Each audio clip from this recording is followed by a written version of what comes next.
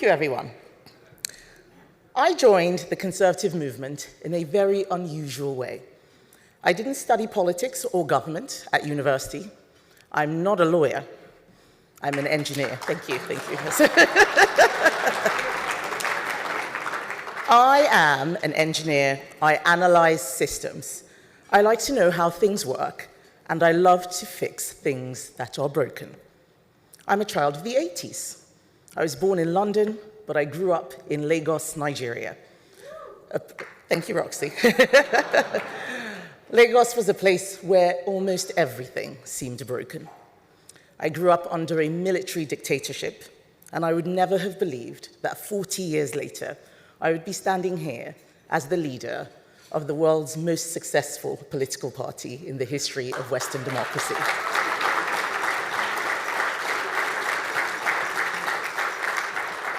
And yet, I am here as leader now because my party suffered its greatest ever election defeat.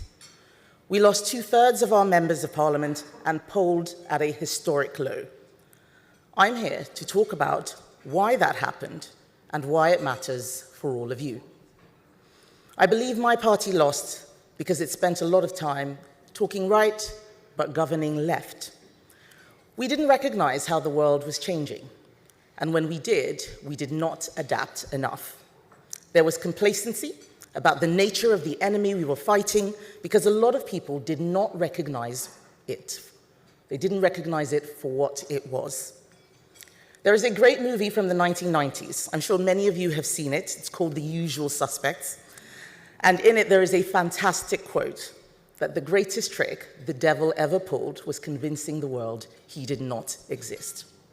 That is the trick that our opponents on the left, whatever you want to call them, communists, socialists, in this country they call them liberals. I don't know why, there is nothing liberal about them.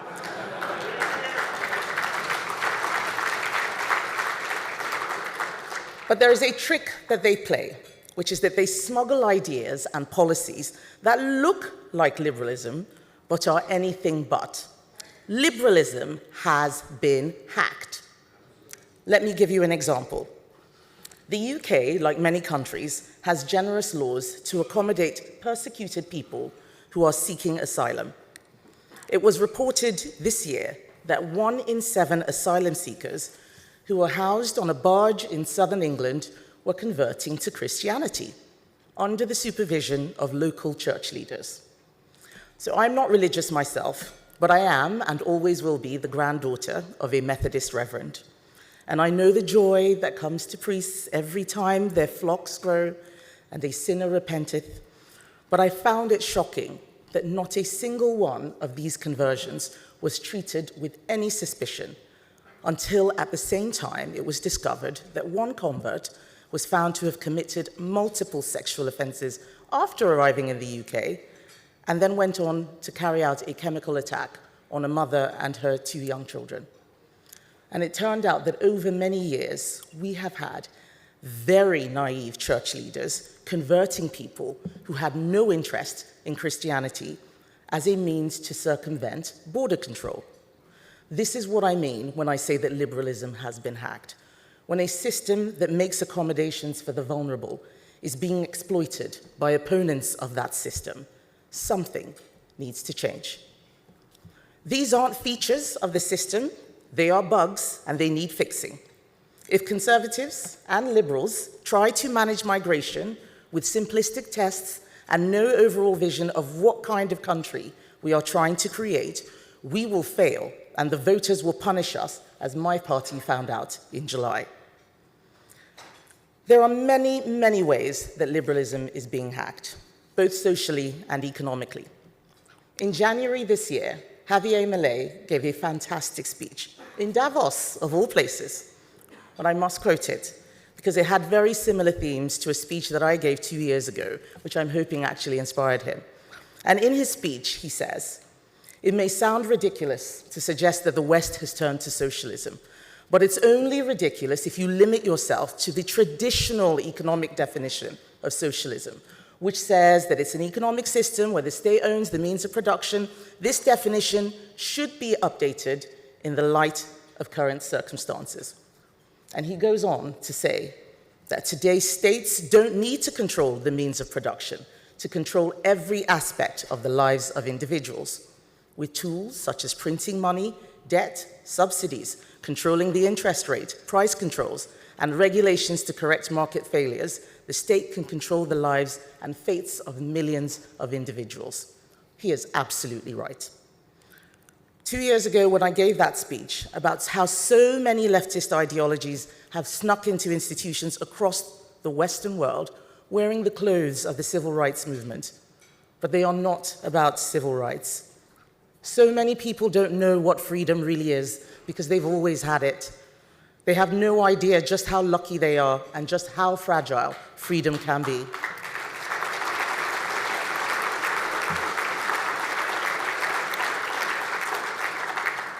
They don't know how easily freedom can be taken away, or in some cases, given away. I was lucky in my experiences. I was born to a relatively wealthy family and had a decent education. But I also know what it is like to be poor. I watched my family become poor as their wealth, income, and savings were inflated away by destructive government policies. But they didn't call it socialism, but it definitely was. Capital controls, no freedom of movement, government owning the means of production. And there was no freedom either. The government decided which school your child went to, it decided which businesses could or could not operate, all the way to arrests with no trial and state-sanctioned murder. So I know what freedom looks like. It's what I had in the UK. I know the values that can make citizens wealthier and happier, and how without them, they become engines of misery and despair. Classic liberal values, not left-wing liberalism, but classic liberalism of free markets, free speech, free enterprise, freedom of religion, the presumption of innocence and trusted institutions within the rule of law, and equality under the law, no matter who you are or where you come from. All of those things were missing when I was growing up as a child. So I know their value, and I know that in the West, we may be losing what made our countries great. All of us here are custodians of a great tradition, a tradition that is under threat. We all have something in common, whether you identify as a conservative or as a classic liberal, all of us on the center-right share these values, and we are dealing with the same problem, and that is that those values have been hacked, they have been undermined. But if we can spot the trick, we can stop it from destroying our societies. We are giving away freedoms away by stealth because we don't know that value, and we are not adapting. Ideologies and beliefs that demand our tolerance, even as they seek to undermine the very culture and institutions that create that tolerance. It is the question all of us in politics today must answer. How do liberal democracies, which are so tolerant and so accepting, fight against the intolerance of those it has accepted, of different norms, customs, and values which are accommodated within the liberal framework, but which seek to undermine it at every level? I started my speech by explaining that I joined the Conservative movement in an unusual way. It started when I moved back to the UK from Nigeria, age 16. My parents were doctors. They wanted me to be doctors just like them. So I got to London and got a job at McDonald's. And then I started off part-time at a local college where I told them what my ambitions were. And it was the first time in my entire life that a teacher told me, a straight-A student, that my ambitions were too high. She asked me if I was sure I wanted to be a doctor. It would be much easier if I became a nurse. And I realize now that she was trying to be helpful. In her own misguided way, she thought that black kids were not very academic. She wanted me to aim low and succeed rather than aim high and fail. And you all know that if a teacher tells a 16-year-old their grades aren't that important, they won't work as hard. I didn't know how to describe what was happening at the time, but I knew I didn't like it. Today, I call it the bigotry of low expectations. It does not believe in meritocracy, and it seeded in me a hatred of affirmative action policies that are designed, in theory, to help minorities, but in reality hold them back and cast doubt on their real achievements.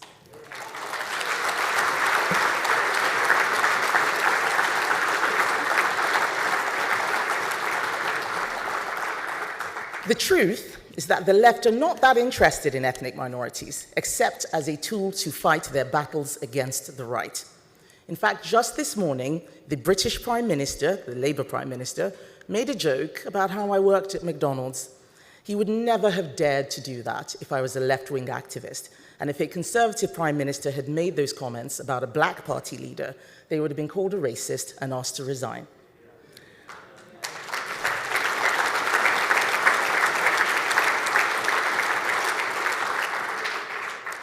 Even as a teenager, I could see the hypocrisy in so much of their rhetoric. I knew that these were not my kind of people, and so I started taking an interest in conservatism and happened upon the books of Thomas Sowell, and the rest, as they say, is history. Growing up in a place where everyone looked like me inoculated me against the fashionable and nonsensical notion of white privilege, or that oppression was primarily related to skin color. Oppression narratives are the new cloak for socialism to smuggle itself into institutions, pretending to be civil rights, pretending to be social justice. These are the new battle lines, and I'm here to tell you how to fight them. In the UK, I'm criticized as a culture warrior. It is meant to be pejorative, but I love the title the left-wing media give me. My grandfather told me that I was descended from warriors, and so I think I'm keeping up with tradition.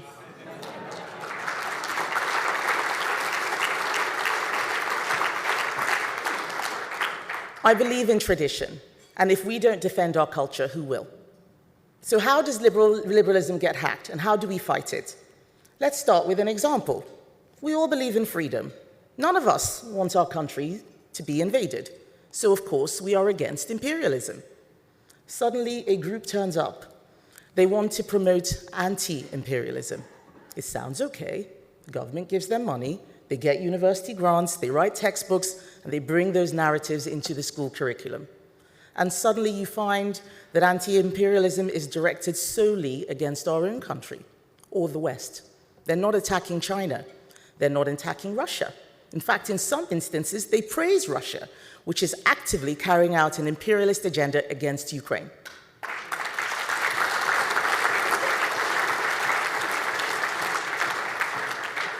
Here's another example, the anti-racism movement. We are all against racism. So a group turns up and says that they are anti-racist. It sounds okay.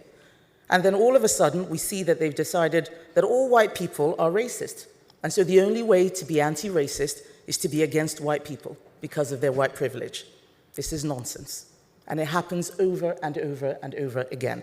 We all care about our environment. We are conservatives. Conservative parties, by their very nature, are almost rooted in rural communities, the original parties of the land, dedicated to leaving a better world for our children. And for many years, Conservatives happily worked with all parties to protect the natural world, to repair it where needed, to make it more beautiful, and to tread carefully in how we used its riches. Yet, just as in so many policy areas, these values were hacked, replaced by a radical green absolutism. Looking after our planet became an exclusive discussion about net zero and reducing emissions, and alongside it, the growth of activist governments to regulate it. Even feminism, that was meant to promote the rights of women, has spent so much time diving into postmodernism and deconstructing the dialectic, it doesn't know what a woman is anymore.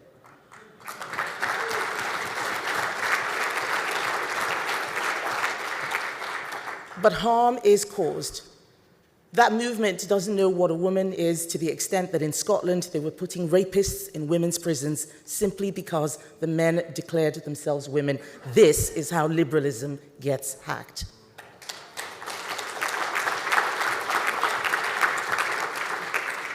We talk about free speech, and then our enemies use it to feed self-loathing propaganda to our children on social media. We talk about freedom of religion, only to see those that do not want freedom use their religion and use their rights to take away the freedoms of others, as we saw just last week in the UK Parliament when a Labour MP effectively demanded blasphemy laws.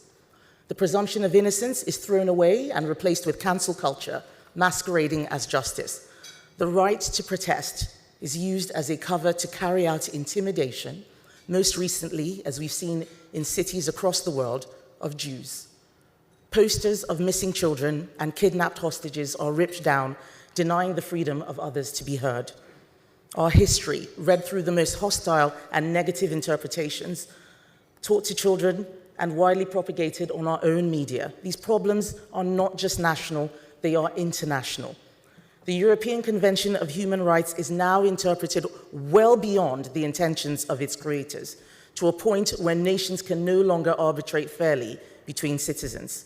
Motions at the UN that would never pass now do so regularly because of the moral cowardice of those who should know better.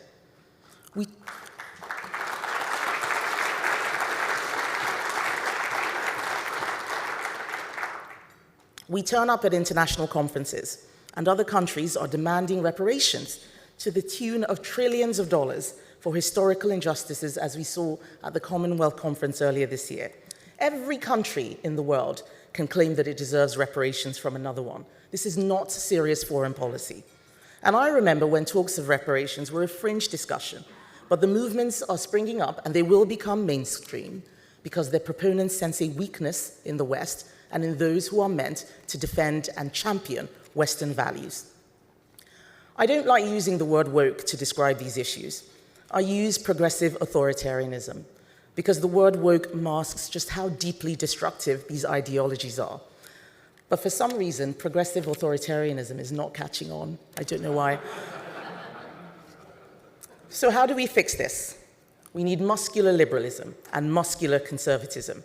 We don't want to throw away any of the things that are good about our society, but we need to police the boundaries, otherwise our opponents will blur them to the point where they no longer exist.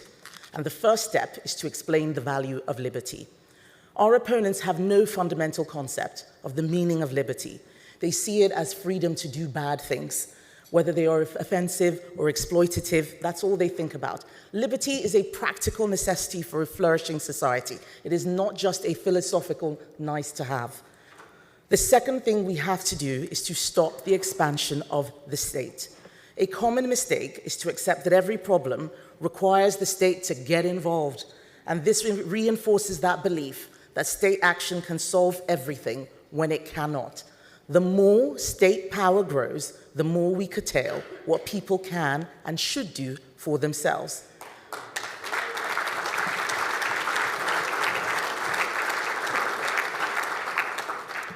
Worse, we reduce people's ability to think for themselves. And this is why I'm so excited about DOGE and what President-elect Trump and Elon Musk will do on government efficiency. It is terrifying people all around the world, but I think that it's going to be absolutely brilliant.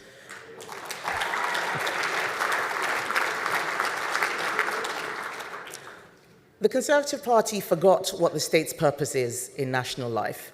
No longer asking what it should or should not do, the state expanded and taxes went up. Instead, we use state power to continue tinkering with every aspect of life in order to achieve social justice.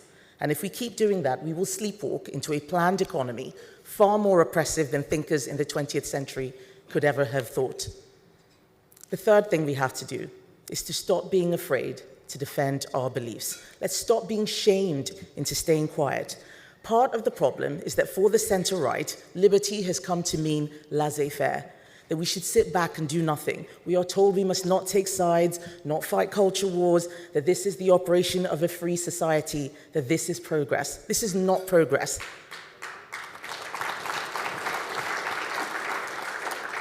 This do-nothing attitude is deeply misguided. Freedom must be protected and nurtured with reference to broader principles. Thank you. People should always be treated as individuals. Due process must always be ensured, and a limited state should operate in a neutral fashion to everyone in society, and the rule of law must be protected, under which all are equal. We cannot reverse time, but we can build a new future, and this requires a philosophy that is strong and confident in itself, and not overly fixated on the past. I'm not talking too much about the past today.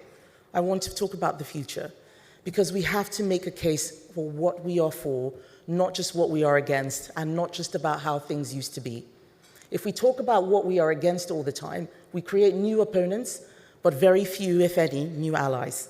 A positive alternative is needed, not just harking back to nostalgia.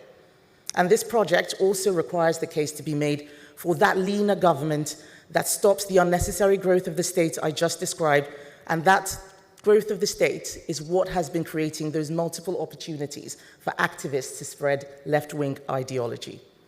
But too much rhetoric speaks of a smaller state as an end in itself. It is more than that. A smaller state is a means to secure a better way of doing things, allowing bureaucracy to focus and prioritize its resources. The best governments do a few things well and not many things badly. So in conclusion, we can look at what is happening around the world. Arguments over pronouns and gender-neutral toilets or statues and white privilege may seem trivial when compared to solving climate change and the demographic time bomb of an aging population. But they are linked. You can't ask the rest of the world to make sacrifices to achieve net zero if you've just told them that Western civilization prospered by exploitation. Why should they trust you? Why should they trust you on anything from technology to vaccines and public health? If the West is only prosperous due to slavery and colonialism, if all of its success is down to the patriarchy and white supremacy and heteronormative oppression, there is a price to be paid. And that price is that our beliefs, democracy, equality before the law, meritocracy, free markets, are fiction. Fairy tales we tell ourselves to cover up a dark and murky past. There can be no resolution of the big problems of our age if we lose confidence in our history and the story of Western civilization. And if we fail to defend it, there are many competitor states who will happily watch as we undermine ourselves before they take over. So as I conclude, I apologize for ending on a morbid note, but I want to share a personal story of what happens when we don't defend the things we believe in, when we fail to give hope to the young. A vacuum is created, and other beliefs fill this vacuum. 2 years ago, this month, almost to the day, my cousin, who was living in Canada, killed himself. He was 27 years old, and he had fallen down the social media and internet rabbit hole of anti-natalism and pro-mortalism, left-wing movements I'd never even heard of. He had spent months, we found out, probably years, reading and self-radicalizing, learning about how human beings were a plague on the world, that our very existence was destroying the planet. These movements promoted the idea that having children was wrong, evil even, that ending your life was a better way to stop the spread of misery around the world. And it was heartbreaking to know that these ideas had filled his mind and tortured him. He is, or was, one of a generation of young people that see nothing ahead of them but a bleak future and no hope. I worry that when we do not promote what we believe, when we don't talk about it enough, things that matter, things that make life worth living, the importance of family, personal responsibility, how our beliefs and how our ideas are a force for good around the world, we fail to offer hope to the next generation. It is our job to provide hope. There is no cavalry coming, it is just us. We have a job to do in championing and defending values that don't just help to win elections, but make the world a better place. Thank you.